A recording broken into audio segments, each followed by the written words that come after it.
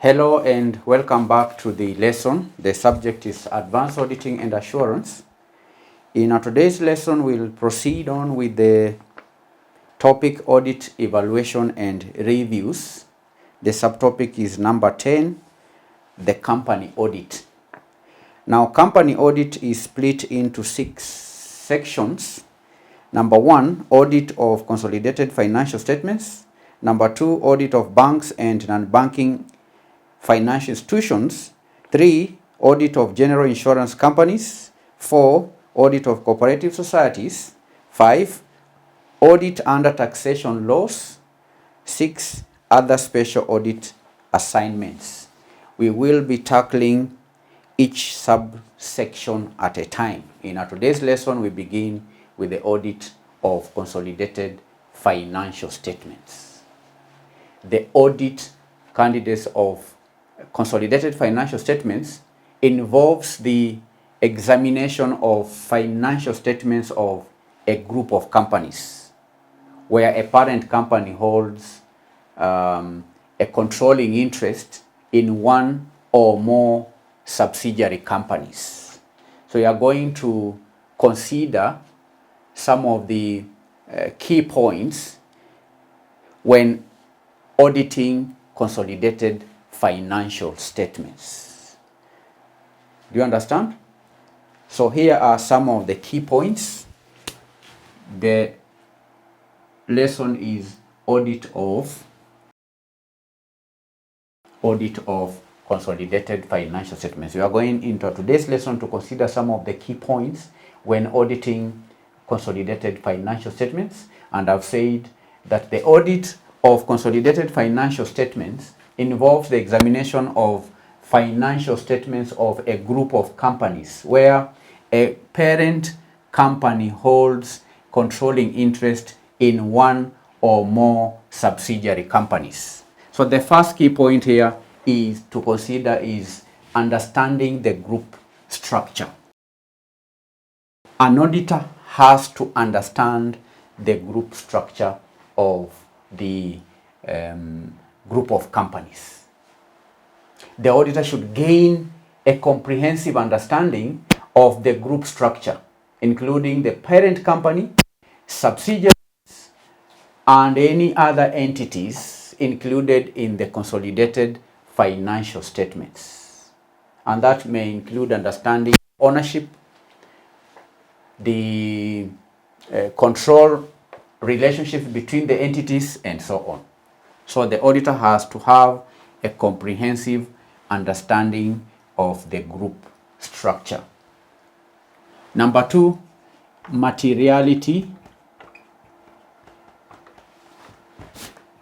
assessment. Materiality assessment. The auditor here determines materiality for the consolidated financial statements as a whole.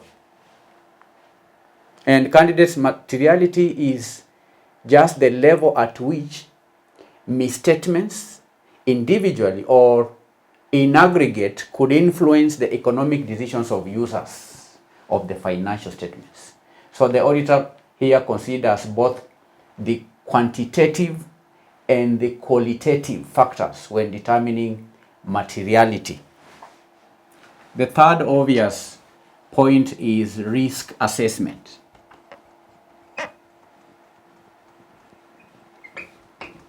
Risk assessment.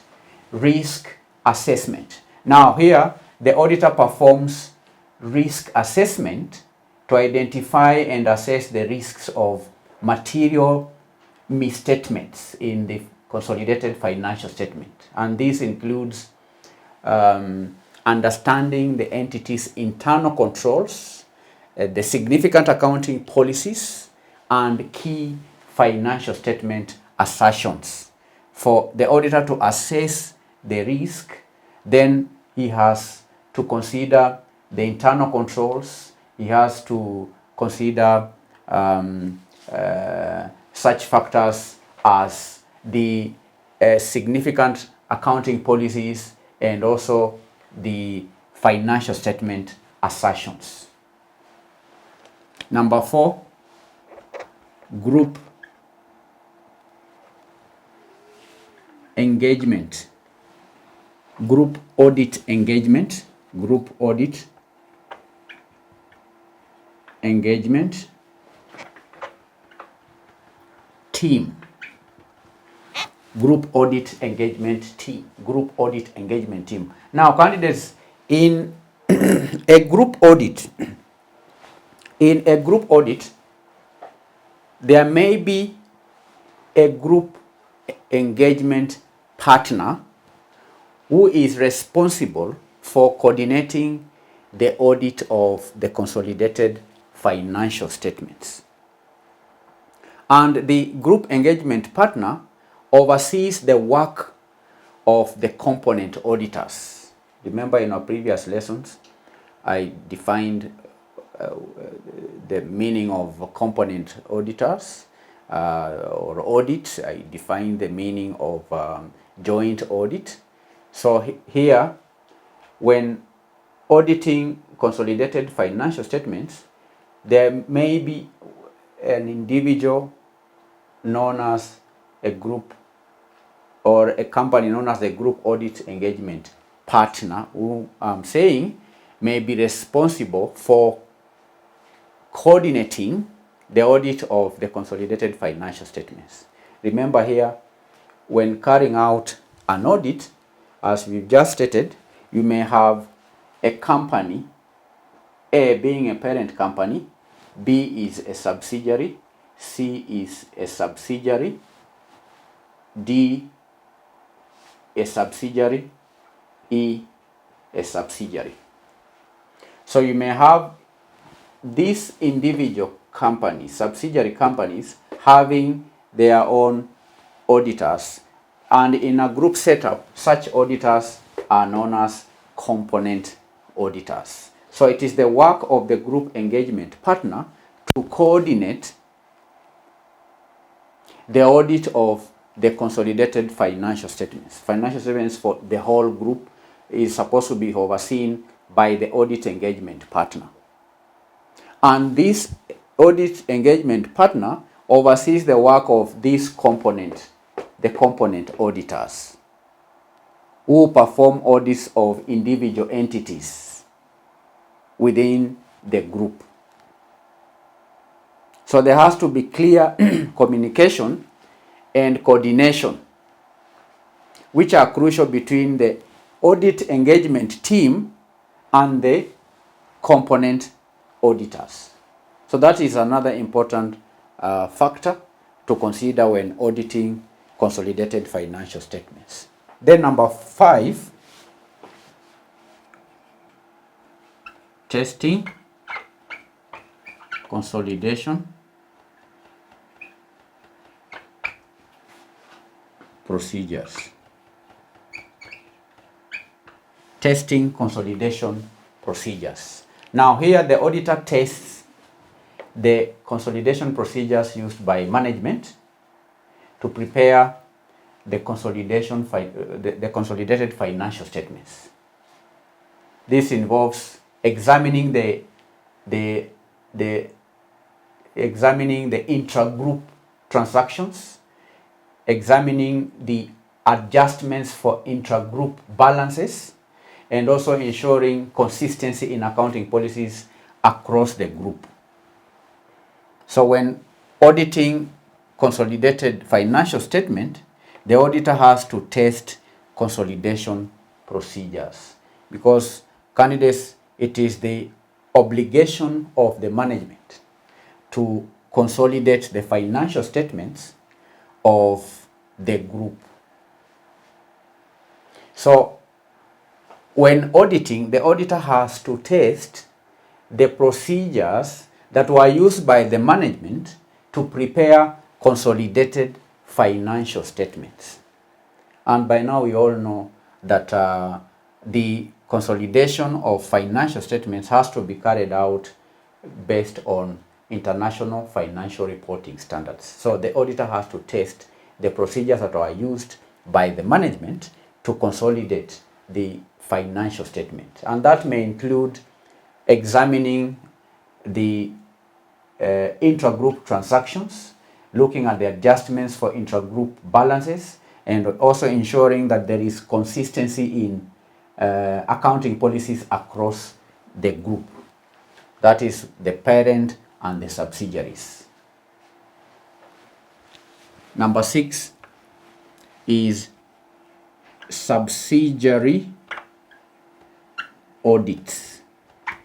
Subsidiary audits. The auditor may need to review the work of component auditors who have audited the financial statements of the subsidiary companies. Do you understand? Because remember we said that in a group of companies, the subsidiaries may have their own auditors. So when auditing consolidated financial statements, it's obvious that the auditor should consider, the auditor should review the work of the component auditors, what we are calling subsidiary audits.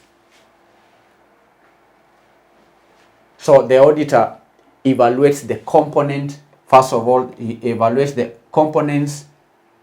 component auditors' qualifications. The auditor evaluates or reviews the independence of the component auditors.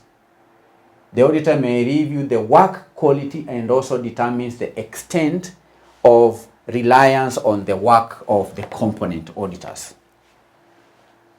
Because when consolidating, the auditor has to look at the work done by the component auditors. The auditor may need to review or assess whether he or she or whether the company can rely on the work of the component auditors. That's what we can say about subsidiary audits. Do you understand? Subsidiary audits. These are work done by component auditors within the group. 7, intercompany transactions. Another key point to consider when auditing consolidated financial statements is intercompany transactions and balances. Intercompany transactions and balances. The auditor examines intercompany transactions and balances to ensure their proper elimination and to assess the accuracy and completeness of related party disclosures. Because we may have, for example, here candidates, subsidiary A may be selling to subsidiary D. Subsidiary B could be making purchases from the parent. The parent could be supplying or offering services to subsidiary C. So there could be intercompany transactions. Intercompany transactions. All right? Could be sales or purchases and so on.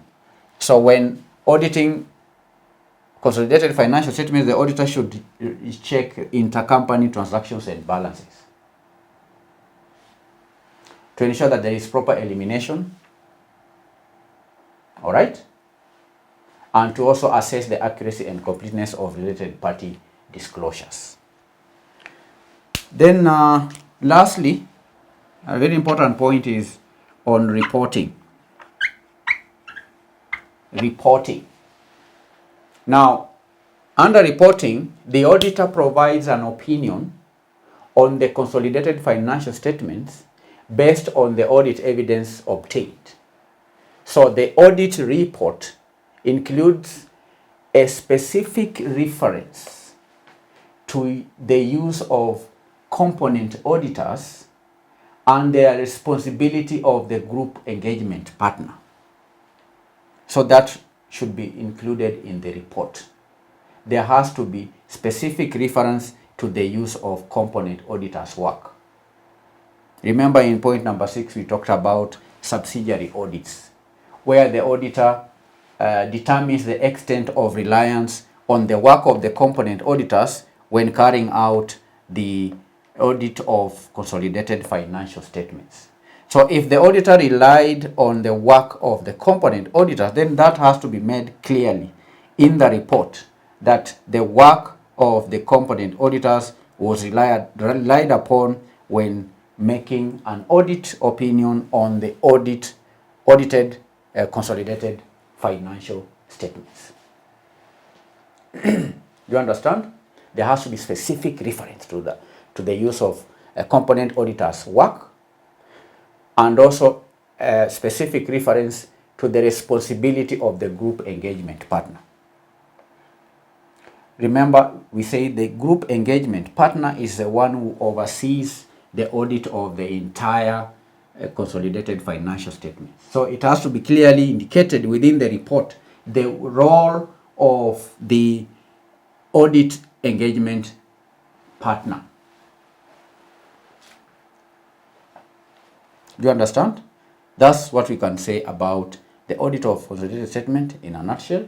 But it's important to note that the audit of consolidated financial statement requires the application of relevant auditing standards, such as the international standards on auditing or the generally accepted auditing standards, depending on the jurisdiction.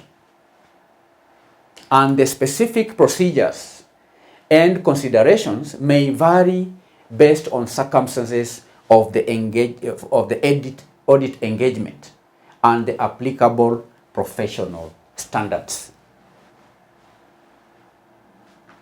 Is that clear, candidates? So these are 8 important points to consider when auditing the consolidated financial statements. Number 1 is understanding, first of all, the group structure. Number 2, carrying out assessment on materiality. Number 3, risk assessment. Number 4 is a group audit engagement team. Here we also talked about the group audit engagement partner. Number 5, testing consolidation procedures. The auditor has to test the procedures that were employed by the management in consolidating financial statements of the group. Then number 6, subsidiary audits. Subsidiary audits. These are audits that are carried out by component auditors. We said the auditor, the group audit engagement team must consider the extent to which the team can rely on the work of the component auditors.